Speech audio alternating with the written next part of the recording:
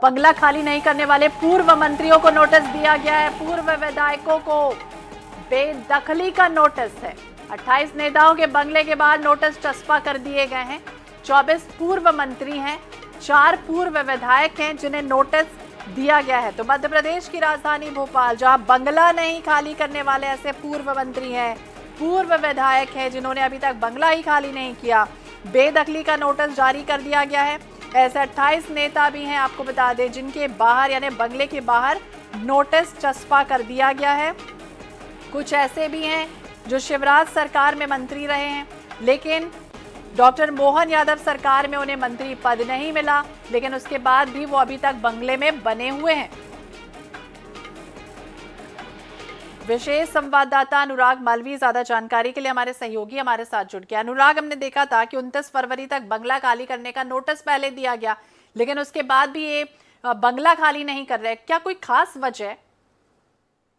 देखिए, कोई खास वजह नहीं है। दरअसल एक कहीं ना कहीं आप जो है अपना ईगो उसमें ले आते हैं, या किसी तरह से हम स्थिति देखते हैं, परिवार के लोग या वो लोग तैयार नहीं होते। उन्हें लगता है कि कहीं ना कहीं उनकी दूसरी व्यवस्था बन जाएगी, भविष्य में लोकसभा चुनाव है, वहां मौका मिल जाएगा, फिर बतौर लोकसभा सांसद कोशिश करेंगे कि वो उस बंगले को बचा लें। तो भोपाल में बंगला दरअसल स्टेटस सिंबल भी होता है नेताओं के लिए, खास तौर पे। और शायद यही कारण है कि कई सारे बड़े नेता, बड़े मंत्री, पूर्व मंत्री जिनके संदर्भ में हम बात कर रहे हैं, ये एक बड़ी फहरिस्त है जिन्होंने बंगला खाली नहीं किया है। इनमें अगर हम बात करते हैं, उषा ठाकुर है, रामखेलावन पटेल, पारस जैन तो पिछली दफा भी मंत्री नहीं थे, वो उनका नाम है, भरत सिंह कुशवाहा, कमल पटेल हैं पूर्व मंत्री। ये तमाम वो नेता हैं जो अब ना तो मंत्री हैं ना तो विधायक, और इनमें से कईयों ने बंगले खाली नहीं किए हैं। हालांकि अगर हम आपको बताएं तो कुछ लोग इनमें से ऐसे भी हैं जिन्होंने समय पे बंगले खाली कर दिए थे, जिनमें राज्यवर्धन सिंह दत्तीगांव या इनके नाम शामिल है।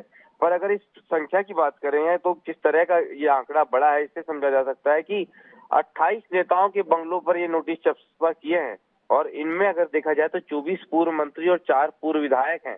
और यही कारण है कि जो वर्तमान के कई सारे बड़े मंत्री हैं, वो कहीं सर्किट हाउस, वो कहीं एमएलए गेस्ट हाउस, यहाँ से अपना कार्य चला रहे हैं।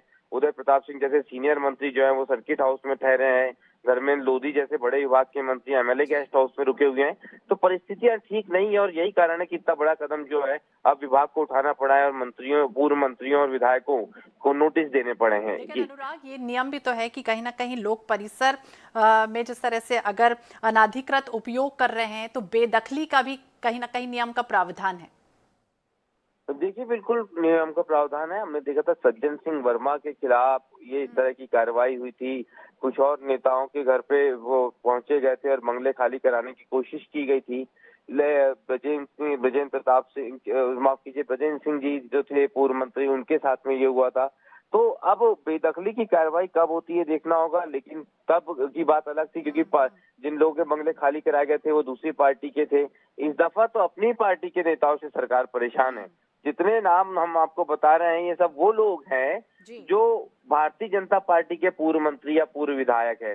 तो समस्या यहाँ थोड़ी सी कठिन हो जाती है। जी, तो बिल्कुल, पूर्व मंत्रियों में कमल पटेल हैं, उषा ठाकुर, अनुराग हमें बता रहे हैं कि मीना सिंह, दीपक जोशी, इमरती देवी, रामपाल सिंह, महेंद्र सिंह सिसोदिया, तमाम ऐसे 28 नेता हैं जिन्हें बेदखली का नोटिस हालांकि चस्पा अभी कर दिया गया। बहुत बहुत शुक्रिया तमाम जानकारी के लिए।